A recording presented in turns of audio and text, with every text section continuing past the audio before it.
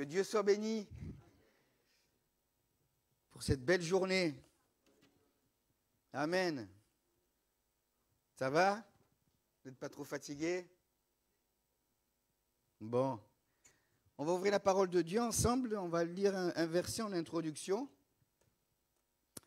Je ne suis pas trop titre, mais je viens de penser à un titre. Je viens juste de le donner. Là. D'ailleurs, il paniquait un petit peu là-bas à la sono pour mettre le titre. Et oui, j'aurais préféré que tu le mettes après. Je n'ai pas fini d'introduire. Voilà, vous avez vu, donc, je pensais voir avec vous, donc donner ce titre à mon message. Voilà, tu peux l'afficher si tu veux. Les critères d'une église modèle. Voilà, on va s'arrêter sur un verset, et à partir de ce verset, on va voir ensemble quelques critères. Alors, je pensais vous dire que l'église modèle, ce n'est pas l'église parfaite. Qui c'est qui est parfait ici? Levez la main. Bizarre ça, il n'y a personne. Hein? Oui. L'église modèle, ce n'est pas l'église parfaite. On va voir quelques critères au travers d'une épître. On va lire un verset, première épître de Paul aux Thessaloniciens, chapitre 1er au verset 7. C'est l'apôtre Paul qui s'adresse à l'église de Thessalonique. Et en relisant, je lis d'une manière chronologique, hein, je pars de Matthieu jusqu'à l'Apocalypse. Et là,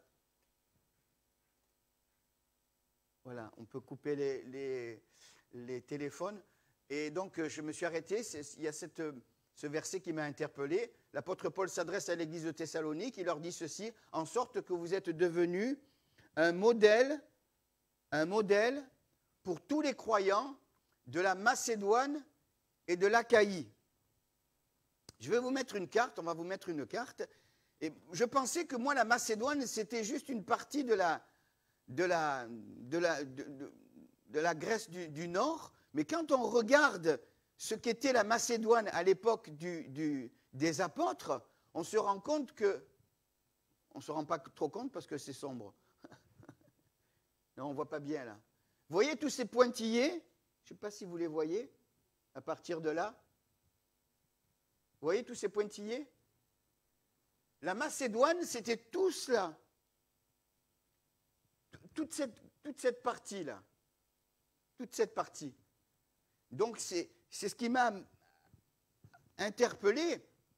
L'apôtre Paul dit de l'église de Thessalonique qu'ils sont devenus des témoins de toute cette grande région. Alors je vous cite des noms d'aujourd'hui. Donc, la Grèce du Nord, il y a la Bulgarie dedans, il y a les Balkans. Dans les Balkans, il y a 12 petits pays. Je ne sais pas si vous situez un petit peu tout cela. Il y a la Serbie, il y a l'ancienne Yougoslavie qui est devenue le Monténégro et la Serbie. Tout ça, ce sont des petits pays qui sont devenus autonomes. Et c'est pour vous situer un petit peu. Et donc, la Macédoine, c'était toutes ces régions qui allaient presque jusqu'en Turquie. Et l'apôtre Paul dit de ces chrétiens de Thessalonique qu'ils sont devenus des modèles pour toute cette région. Alors l'Achaïe, c'est juste en bas de la Grèce. Hein. C'est juste en bas de la Grèce. C'est bien plus petit l'Achaïe. Ça correspond à la Grèce au jour d'aujourd'hui. Et Paul leur dit, vous êtes devenus des témoins pour toute cette immense région. Et c'est ce qui m'a interpellé. Alors je me suis dit, mais comment ça se fait que Paul dit que cette église de Thessalonique est devenue un modèle. Donc je voudrais voir avec vous les critères de cette église. Et ces critères de cette église doivent être appliqués à toutes les églises. Amen. Vous pouvez dire amen. Hein? Les critères de cette église peuvent être appliqués à toutes les églises. Pourquoi? Parce que c'est une église comme les autres, mais avec ses critères. Et Paul dit, mais cette église, elle est un modèle. Elle est un modèle. Alors, il faut se rappeler peut-être la naissance de l'église de Thessalonique. je ne sais pas si vous avez déjà lu sa naissance, elle se trouve dans le livre des Actes des Apôtres au chapitre 17 du verset 1er au verset 6. Et là, on a la naissance. Je vais juste énumérer quelques passages. L'apôtre Paul arrive à Thessalonique, donc là en Grèce, en Macédoine, et il trouve une synagogue. La Bible dit dans Acte 17 il y avait déjà une synagogue, et là il va prêcher 3 sabbats, c'est-à-dire 3 semaines. Et en 3 semaines, quand on lit le texte, Actes chapitre 17 du verset 1er au verset 6, 3 semaines ont suffi pour déclencher un réveil. Amen. 3 semaines ont suffi. Il est intervenu pendant 3 sabbats, pendant 3 samedis. Là, il a respecté le lieu et ce qui se faisait, mais il a prêché le Christ. Et là, il y a eu regardez ce qu'il est écrit dans Actes chapitre 17. Je vais vous le lire. Acte 17. On va prendre verset 4. Quelques-uns d'entre eux furent persuadés et se joignirent à Paul. Là, il est question des Juifs, à Paul et à Silas, ainsi qu'une grande multitude. Et quand la Bible parle de grande multitude, il est question de milliers de personnes. Quand il est question de multitude, il est question de milliers de personnes, de Grecs craignant Dieu et beaucoup de femmes de qualité. Amen. Ça, c'est la naissance. En 3 sabbats, en 3 semaines, il y a eu quelque chose qui s'est passé. Un feu est passé là, et l'église de Thessalonique va prendre naissance. D'ailleurs, c'est dans ce passage-là qu'on trouve cette fameuse phrase qu'on devrait appliquer à chacune de nos vies, à chacune de nos églises. C'est dans le verset 6, quand il est dit ceci, ne les ayant pas trouvés, ils traînèrent Jason et quelques frères devant les magistrats de la ville et en criant, ces gens qui ont, lisez-le avec moi, ces gens qui ont bouleversé le monde sont aussi venus ici et Jason les a reçus. Amen. Soyons de ces gens qui ont bouleversé le monde. Amen. Et c'est à partir de là que l'église de Thessalonique va naître. Elle va connaître des difficultés, elle va avoir aussi besoin de progresser, mais c'est dans ce cadre-là qu'elle va prendre naissance. Donc il suffit une poignée d'hommes là, et puis une grande action du Saint-Esprit, amen, et pour qu'il y ait là une multitude de personnes qui se donnent au Seigneur. Que Dieu soit béni. On va regarder maintenant les quelques critères qu'on trouve, ne serait-ce que dans l'épître de Paul aux Thessaloniciens. Je n'ai pas été très loin, j'ai essayé de décortiquer le plus possible la première lettre aux Thessaloniciens, et là on voit quelques critères. Le premier critère qui ressort de cette église à laquelle l'apôtre Paul dit « vous êtes des modèles dans toute cette région de la Macédoine et de l'Achaïe », c'est la foi. Ce qui caractérise l'église modèle, c'est la foi. Ce qui doit caractériser notre assemblée, c'est la foi. Amen. Qu'on puisse dire, comme Paul l'a dit, mais ces chrétiens qui ont bouleversé le monde et ces chrétiens qui marchent par la foi. J'ai été surpris du nombre de fois qu'il est mentionné la foi dans la première épître de Paul aux Thessaloniciens. Alors, regardez, sans aller trop loin, on a lu le verset 7, on lit le verset suivant, c'est-à-dire le verset 8 de la première épître au chapitre 1er au verset 8. Regardez ce qu'il est dit. Non seulement, en effet, la parole du Seigneur a retenti de chez vous dans la Macédoine et dans l'Achaïe, mais encore, votre foi en Dieu s'est fait connaître en tout lieu. Ça a même dépassé la Macédoine, tout ce qu'on a vu là. Ça a même dépassé cette région immense, ça l'a dépassé. Votre foi en Dieu s'est fait connaître en tout lieu. Partout où il y avait un groupement de chrétiens, ils connaissaient la foi des Thessaloniciens, dites. Ça vous fait rien? Amen. C'est fait connaître en tout lieu de telle manière que nous n'avons pas besoin d'en parler. Alors, si on s'arrête à ce texte, on se dit, mais Paul est clair, il n'y a pas besoin d'en parler. Mais justement, quand on étudie, on se rend compte que même si si cette église était réputée d'avoir cette foi connue en tout lieu, on va voir qu'ils ont quand même besoin aussi de grandir. Amen. Et ça fait partie de l'église modèle. L'Église modèle, non seulement elle est citée comme ayant la foi, mais elle est citée comme aussi progressant dans la foi. Parce qu'on voit dans la parole de Dieu qu'il n'y a pas de limite dans ce domaine-là. Comme dans d'autres domaines, il n'y a pas de limite. Et Paul le souligne. Regardez, sans aller trop loin, chapitre 1er, toujours, verset 3. Nous rappelant sans cesse l'œuvre de votre foi. Et là, on a vraiment la définition de la foi, l'œuvre de votre foi. Qu'est-ce que dit Jacques? Ça m'est revenu ce matin en relisant mes notes et en relisant ce verset. L'œuvre de votre foi. Qu'est-ce que c'est? Ça vous dit quelque chose, ça, l'œuvre de votre foi? Allez, on va voir si vous ne dormez pas. La foi, sans les œuvres, elle est morte. Comme le corps sans l'esprit est mort, de même la foi sans les œuvres est morte. L'œuvre de votre foi. Ça veut dire qu'une foi vivante, une foi qui devient un modèle, c'est une foi qui œuvre. Amen. Parce que si on n'a que la foi, la Bible dit que cette foi, elle ne peut même pas nous sauver, dit Jacques. Vous vous rappelez de ces textes? Elle ne peut pas nous sauver. Mais l'œuvre de votre foi. Quand j'ai la foi, ma foi, elle se concrétise, elle se matérialise. Amen. Et là, l'apôtre le souligne. Un autre texte qui nous montre que ces Thessaloniciens étaient dans la foi, regardez, chapitre 3, verset 2. On reste dans les Thessaloniciens. C'est un petit peu comme ça qu'on fait une synthèse d'une épître. Chapitre 3, verset 2. Paul dit ceci, nous envoyâmes Timothée, notre frère ministre de Dieu, dans l'évangile de Christ, pour vous affermir et vous exhorter au sujet de votre foi.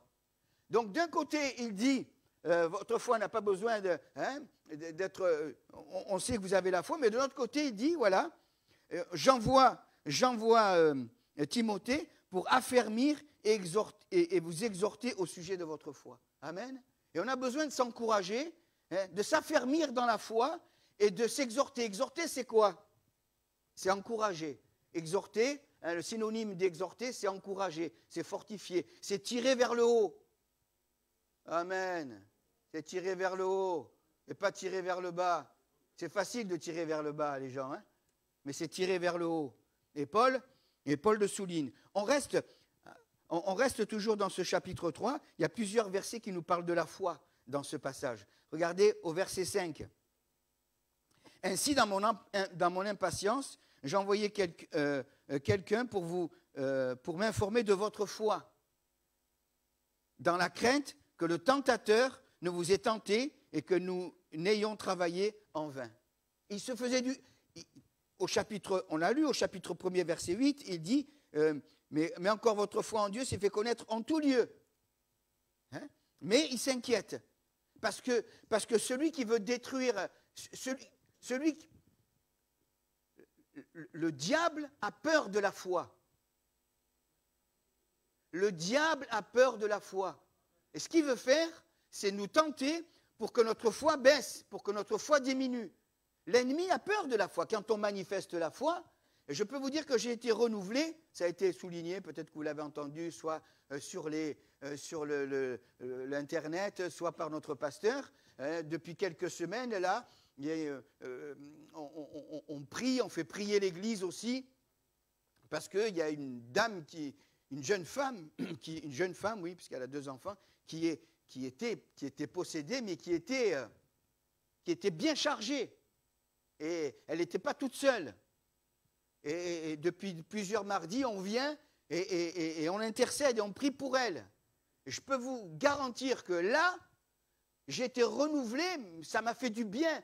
Non seulement de combattre, et ça c'est le combat spirituel, de combattre là, hein, quand vous avez le démon qui vous parle et que la femme, elle s'agite de tous les côtés, je ne vous raconte pas plus pour que vous puissiez dormir ce soir, mais c'était terrible, c'était terrible. Et là, mes amis, on a été renouvelés. J'en avais là, comme des pieds jusqu'à la tête, il y avait quelque chose comme un feu qui passait dans notre corps. Amen. Et là, on est renouvelé dans la foi. J'étais renouvelé dans la foi. Amen. Amen. Parce que celui qui est en nous, ce n'est pas que des mots. Celui qui est en nous est plus grand que celui qui est dans le monde. Amen. Et celui qui est dans le monde, il a été vaincu. Amen. Et Paul dit aux Colossiens qu'il a dépouillé les dominations, il les a livrées publiquement en spectacle et il a triomphé d'elles par la croix. Amen. Et quand on priait, je disais, mais la tête du serpent est écrasée depuis le livre de la Genèse. Amen. Que Dieu soit béni. Seigneur, viens nous renouveler dans la foi. Viens nous renouveler dans la foi. Amen. Et c'est ma prière depuis quelque temps, Seigneur, que je sois renouvelé dans la foi au quotidien. Parce que sinon, on s'endort. On a tendance à s'endormir. Et on se le disait avec mon collègue, le pasteur, on se le disait, mais des fois, on fait la réunion, il y a le Seigneur, il n'y a pas de problème, mais, vous voyez, on est tranquille. Et quand il y a des manifestations comme ça, quand il y a des combats comme ça, là, moi, je me suis régalé, là. Amen. Amen. Amen. Que Dieu soit béni. Alors, bien sûr, on n'en veut pas tous les jours comme ça, hein, parce que c'est fatigant. Vous ne pouvez pas vous imaginer comme spirituellement, vous êtes vidé, c'est fatigant. Mais on est renouvelé dans la foi. Amen. Que Dieu soit béni. Et Paul dit, mais moi, je me fais du souci dans la crainte que le tentateur ne vous ait tenté et que nous n'ayons travaillé en vain. Donc, encore un passage. Verset 6, regardez, sans aller trop loin. Toujours chapitre 3, verset 6. Mais Timothée, récemment arrivé ici de chez vous, nous a donné de bonnes nouvelles de votre foi et de votre amour, et nous a dit que vous avez toujours de nous un bon souvenir, désirant nous voir comme nous désirons aussi vous voir. Donc là, il est question de bonnes nouvelles. Et on voit, et on va le voir dans le deuxième critère, il est question de votre foi et de votre amour. Et on retrouve cette expression dans le chapitre 5, toujours des Thessaloniciens, chapitre 5, s'il te plaît, et verset 8. Mais nous qui sommes du jour, on y reviendra tout à l'heure, soyons sobres et ayant revêtu la cuirasse de la foi et de l'amour. La cuirasse, c'est à la fois la foi et à la fois l'amour. La cuirasse de la foi et de l'amour. Amen. Et là, on a vu tout à l'heure au verset 6, il nous a donné de bonnes nouvelles de votre foi et de votre amour. Et c'est lié, on va le voir tout à l'heure dans le deuxième critère. La foi est liée à cet amour qui vient de Dieu.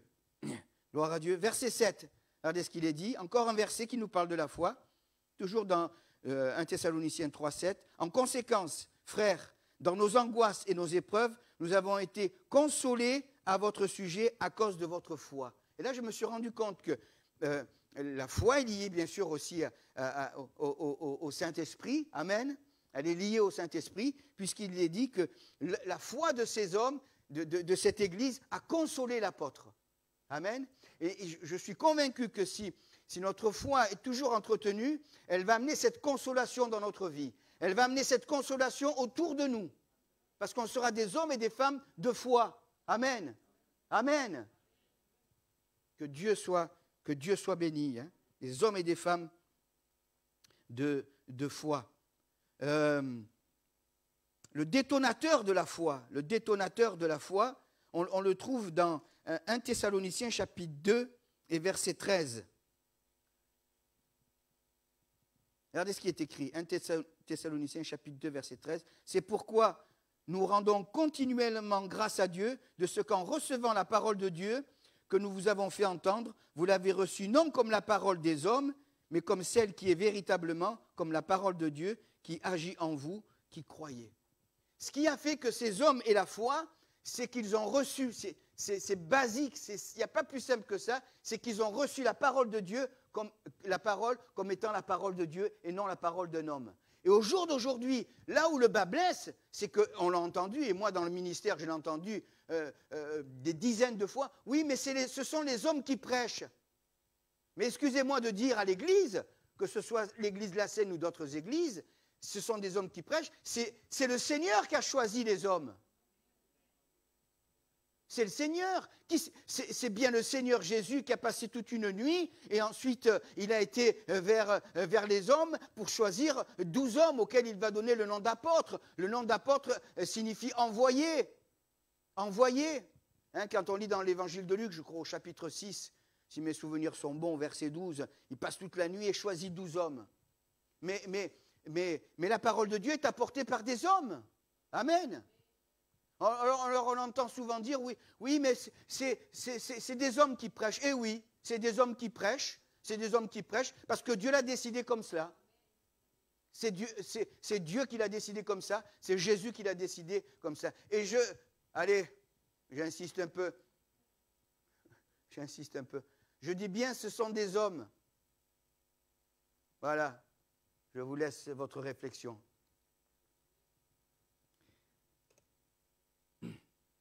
Il a choisi des hommes. Gloire à Dieu. Allez, on revient à notre texte. Chapitre 10, toujours, par chapitre 10, verset 10, chapitre 3. Là, on retrouve encore un texte qui nous parle de la foi. Nuit et jour, nous le prions avec une extrême ardeur de nous permettre de vous voir et de compléter ce qui manque en votre foi. Pourtant, quand on a lu au verset 1er, mais on n'a rien à rajouter, mais il dit, mais là, on veut compléter. Ça veut dire que notre foi peut aller toujours plus haut. Amen. On peut toujours grandir dans la foi, que Dieu soit béni. D'ailleurs, c'est ce que les apôtres diront dans l'évangile de Luc au chapitre 17 et au verset 5. Seigneur, augmente-nous la foi. Vous ne sentez pas des fois qu'on a besoin que notre foi soit augmentée? Non? Que notre foi soit vivante? Augmente-nous la foi. Vous savez dans quel domaine ils vont le dire? C'est que le Seigneur dira, voilà, dans ce texte, il parle du pardon, dans les versets qui précèdent. Verset 4, il dit de pardonner 7 fois. Dans d'autres évangiles, il dit de pardonner combien de fois? 70 fois 7 fois. 490 fois dans la journée.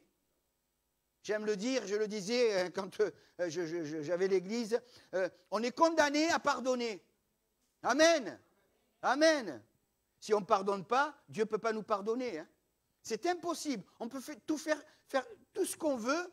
S'il n'y a pas de pardon, si on ne pardonne pas, Dieu ne peut pas nous pardonner. Ce n'est pas compliqué. C'est la loi de Christ.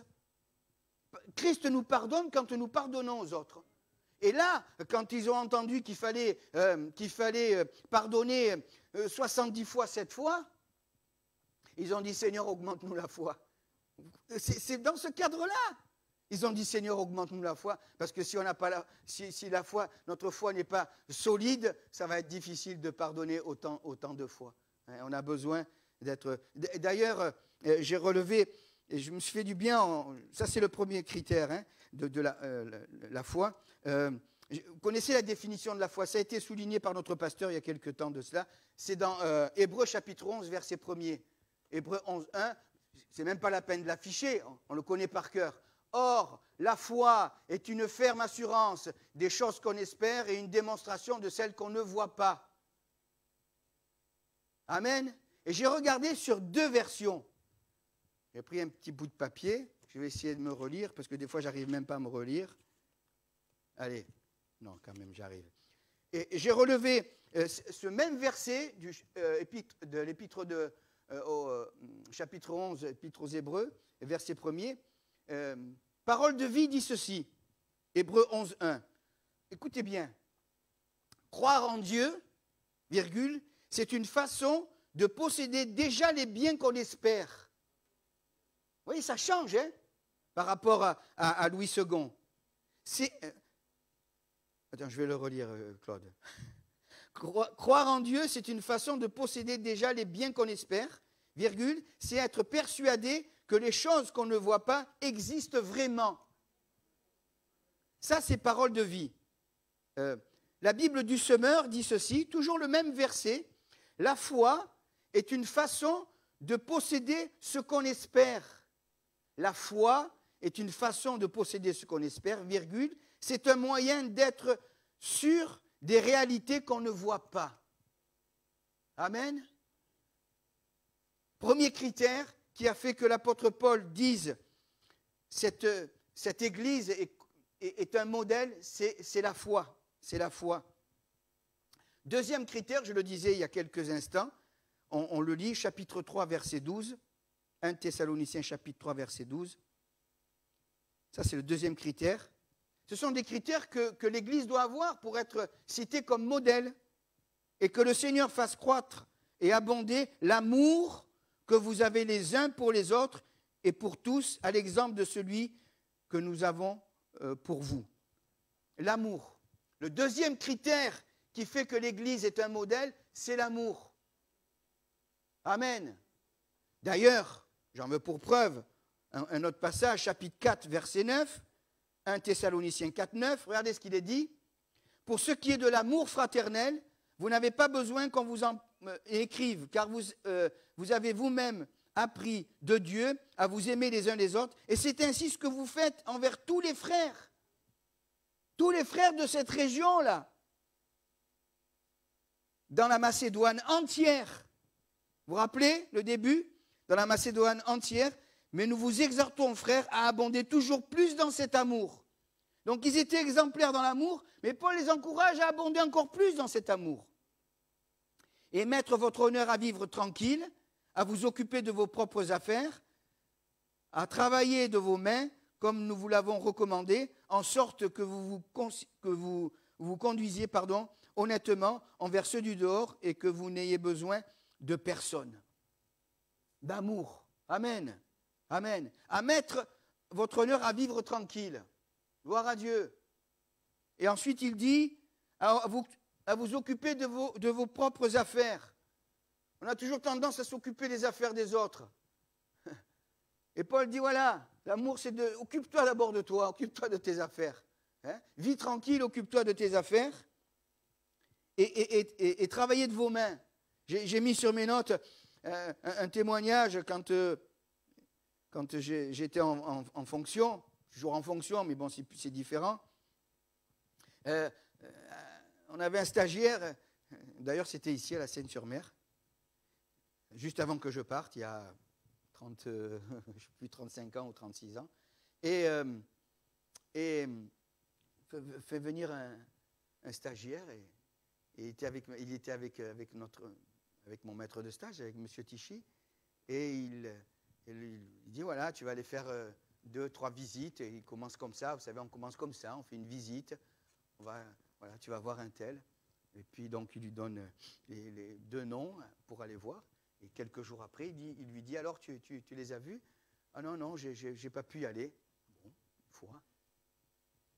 Il lui redonne une liste, et puis ça s'est répété plusieurs fois, et puis le pasteur a dit, mais comment ça se fait? Ben, il lui dit, moi je n'ai pas été appelé à faire des visites, j'ai été appelé à prêcher. Alors il a dit, tu prends ta valise et tu rentres chez toi. Eh oui. Parce qu'on s'est rendu compte qu'il n'était pas appelé à prendre à donner un coup de main, à faire les travaux qu'il y a à faire. Vous savez, on fait tout, hein. On fait tout, hein. Je me rappelle combien de gâchets j'ai fait, combien de mètres cubes j'ai coulé avec mon maître de stage. Combien d'arbres j'ai abattus. Oh là là, Jean-Claude, là tu aurais eu du bois. Hein. Et etc., etc. Et on s'était rendu compte qu'en fait, il avait c'est peut-être pas un poêle, c'était un poteau qu'il avait dans la main. Et puis, il avait du mal à se baisser aussi, parce qu'il avait les côtes en long, vous savez. Quand on dit que quelqu'un a les côtes en long ou qu'il a un poil dans la main, c'est que c'était... Voilà. Et non. Et Paul dit, mais vis tranquille, occupe-toi de tes affaires et travaille. Hein. Celui qui travaille, tout travail mérite salaire. Si tu ne travailles pas, dira le Salomon, le sage dans le livre des Proverbes, tu ne manges pas. Hein, voilà. Bon, maintenant, on peut connaître des temps difficiles aussi, avec le chômage, ça c'est autre chose. Mais quand il y a la fainéantise, c'est autre chose. Donc là, je reviens à ce que je disais, hein, il est question de cet amour. C'était une église, l'église modèle, c'est l'église qui manifeste l'amour. Amen. D'ailleurs, le plus grand des commandements, c'est lequel? Pas le premier, c'est l'amour. Tu aimeras ton Dieu de tout ton cœur, de toute ton âme, de toute ta force et de toute ta pensée. Et tu aimeras ton prochain comme toi-même. Amen. C'est un pasteur, hein? Gloire à Dieu, c'est un collègue. Gloire à Dieu. Et ce n'est pas parce que c'est un collègue que je l'aime plus que les autres, mais on doit s'aimer. Hein? Amen. C'est ce que la Bible dit. Tu aimeras ton prochain comme toi-même. Que Dieu soit béni. On connaît tous ces textes, je passe sur tous les passages qui nous parlent de l'amour. Parce que l'iniquité sera accrue, l'amour du plus grand nombre se refroidira. 3e critère, on va aller plus vite. Toujours, Paul dit, voilà, cette église, c'est l'église modèle. chapitre 4, versets 2 et 3, toujours des Thessaloniciens, sans aller trop loin. Là, on trouve le troisième critère. Ce critère, c'est, s'il n'y a pas ce critère, il n'y a rien.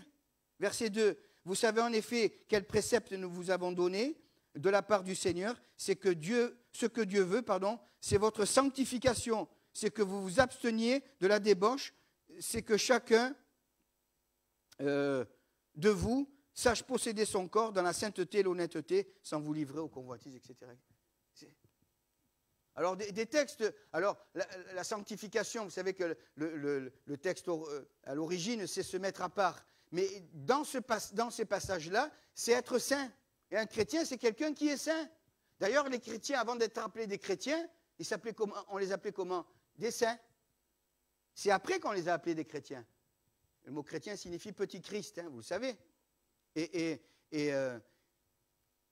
la sanctification, c'était une église qui cherchait la sainteté. Amen. Qui cherchait la sainteté. Hébreux 12, 14, je ne lui ai pas donné, mais vous le connaissez par cœur. L'auteur dit ceci: recherchez la paix et la sanctification, sans laquelle nul ne verra le Seigneur. Ce n'est pas compliqué. D'abord, il dit rechercher la paix et la sanctification, sans laquelle personne ne verra le Seigneur. S'il n'y a pas cette sainteté en nous, en principe, elle doit y être. Ça ne veut pas dire là aussi qu'on est parfait. Pourquoi elle doit y être? Parce que Dieu a fait de notre corps le temple du Saint-Esprit. Amen. Et le Saint-Esprit demeure en nous, et le Saint-Esprit va nous éloigner de tout ce qui est mauvais. Au plus je serai rempli du Saint-Esprit, au moins je serai touché par tout ce qui est souillure, etc. etc. Hein, on a besoin. D'ailleurs, il est écrit dans Apocalypse 22, 11, que celui qui est injuste continue son injustice, que celui qui se souille encore, mais que celui qui est saint se sanctifie encore. Il n'y a pas de, là aussi, c'est comme pour la foi et comme pour l'amour, il n'y a pas de limite. Des fois, on se dit, bon, je suis assez saint, ça suffit. Non, non, non. On n'est jamais assez saint. Celui qui est saint se sanctifie encore. Amen. Parce que s'il n'y a pas cette sanctification, le Seigneur connaît ceux qui tendent à la sanctification, ceux qui cherchent cette sainteté. Pierre le dit dans 1 Pierre chapitre 1, versets 14 à 16. 1 Pierre, il est dit ceci. Chapitre 1er, verset 14, il est dit ceci. Comme des enfants obéissants, bien sûr il y a l'obéissance, ne vous conformez pas aux convoitises que vous aviez autrefois comme vous étiez, quand vous étiez dans l'ignorance, mais puisque celui qui vous a appelé est saint, vous aussi, soyez saints dans toute votre conduite. Amen. Selon qu'il est écrit, vous serez saints, car je suis saint. Dans toute notre conduite. Pas qu'à l'église. À l'église, on a tous l'auréole. Ben oui. On est tous des saints à l'église. Hein? Mais en dehors, je vous ferai remarquer qu'on passe plus de temps dehors qu'à l'église. Hein? Surtout en ce moment. Et celui qui est saint, dans toute sa conduite, ma conduite doit être sainte. Sainte dans mes propos, sainte dans mes pensées, sainte dans mes paroles. Amen. Hein, le frère parlait dernièrement des grossièretés. Vous y étiez là quand il a... C'est terrible ça. Un chrétien ne prononce pas de gros mots. Moi j'étais comme Cyril, hein, je sors des cités. Dans les cités, on n'apprend pas les bonnes manières. Hein. Je ne savais pas dire une phrase sans dire 10 gros mots. Et des gras, hein. Ce n'étaient pas des petits. Hein. Mais la première des choses que le Seigneur fait, c'est qu'il nous débarrasse de tout cela. Il nous sanctifie. Amen. Il nous sanctifie. Que Dieu soit béni. Ni les 5 lettres, ni les 3 lettres, rien. Que rien ne doit sortir de notre bouche. C'est terrible ça. C'est terrible. Mais que Dieu nous aide. Que celui qui est saint se sanctifie encore. Quatrième critère, chapitre 5, versets 4 à 5 de l'épître de Pierre. Chapitre 5, versets 4 à 5. C'est la lumière. J'ai devant moi des lumières. Et pas dans le sens péjoratif. Hein. J'ai devant moi des lumières. Amen. Que Dieu soit béni. Chapitre 5, versets 4 et 5. Regardez ce qu'il est dit. Vous êtes tous des enfants de la lumière. Et là, il s'adresse à l'église de Thessalonique, à l'église qui est modèle. Et l'église de la Seine, il n'y a que des lumières à l'église de la Seine. Amen. Amen. Et vous qui venez là, qui vous êtes installés, vous êtes des lumières aussi, mes sœurs et mes frères. Amen. Et vous aussi, que Dieu vous bénisse. Amen. C'est ce qu'il fera dire de l'église, mais il brille, il brille. Amen. Que Dieu soit béni. Alors on le lit, pardon, verset 4.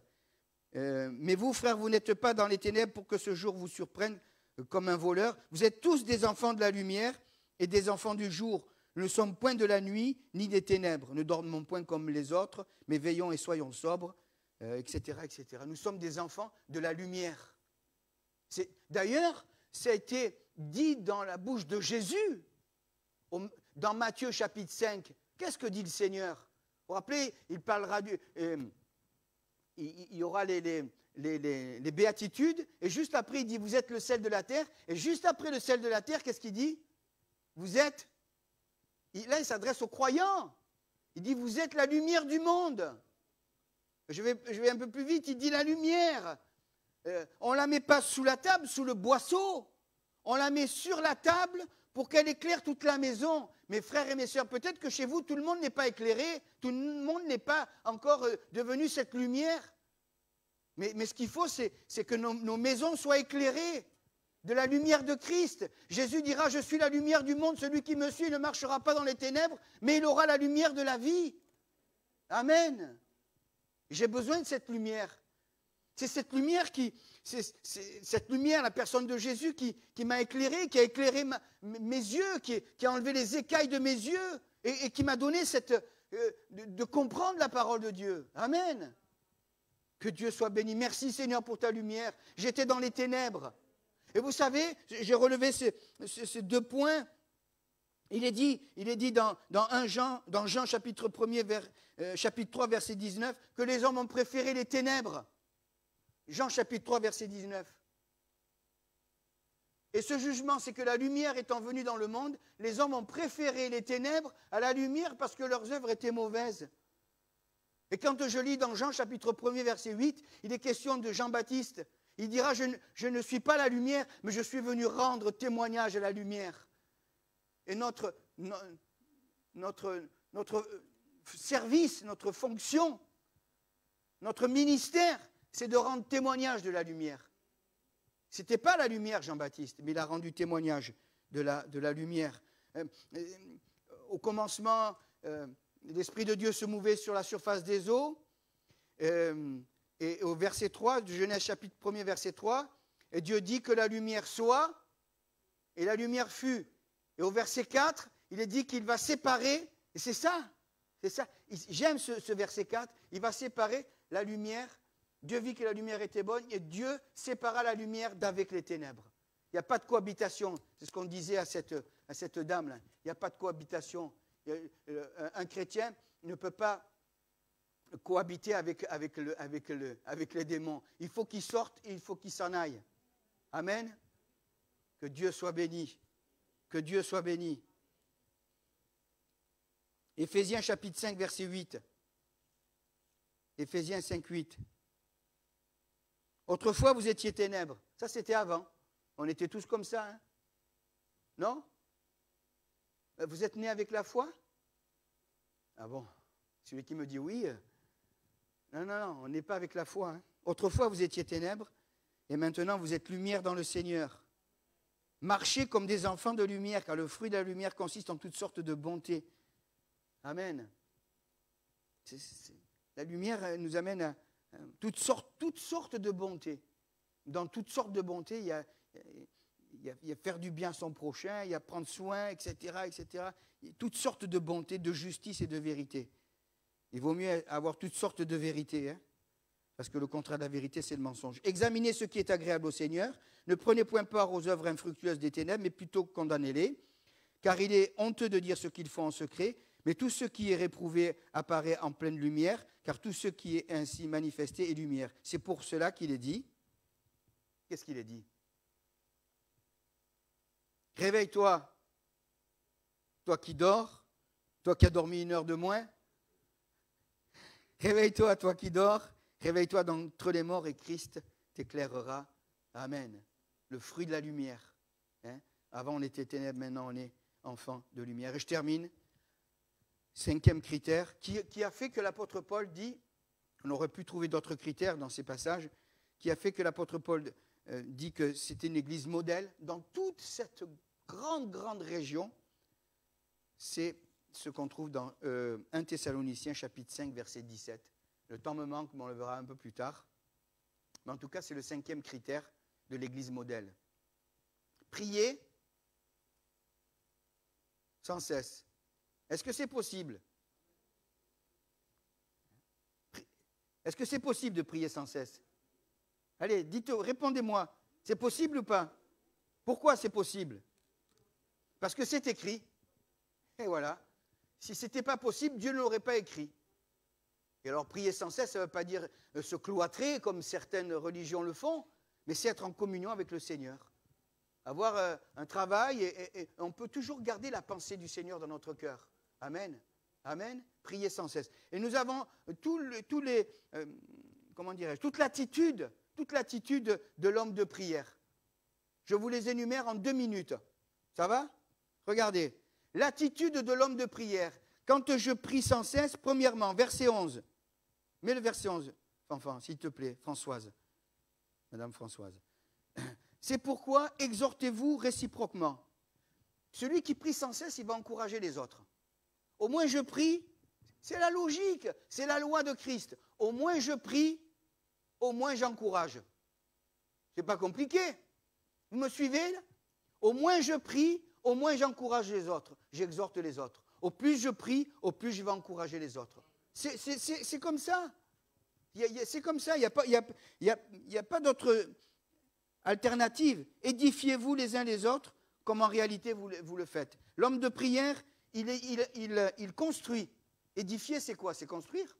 Vous avez déjà construit quelque chose? Un Lego, une maison. Hein? Voilà, on construit. Quand on prie, on construit. Quand on ne prie pas, on détruit. Vous me suivez? C'est pas compliqué, hein? C'est pas compliqué. Ensuite, il dit, verset 12, nous vous prions, frères, d'avoir de la considération pour ceux qui travaillent parmi vous et qui vous dirigent dans le Seigneur et qui vous exhortent. Quand je prie, j'ai du respect pour les autres.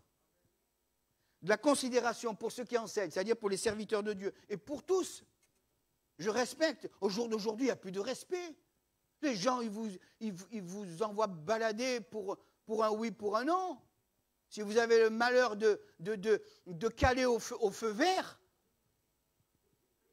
il ne faut surtout pas caler au feu vert. Hein.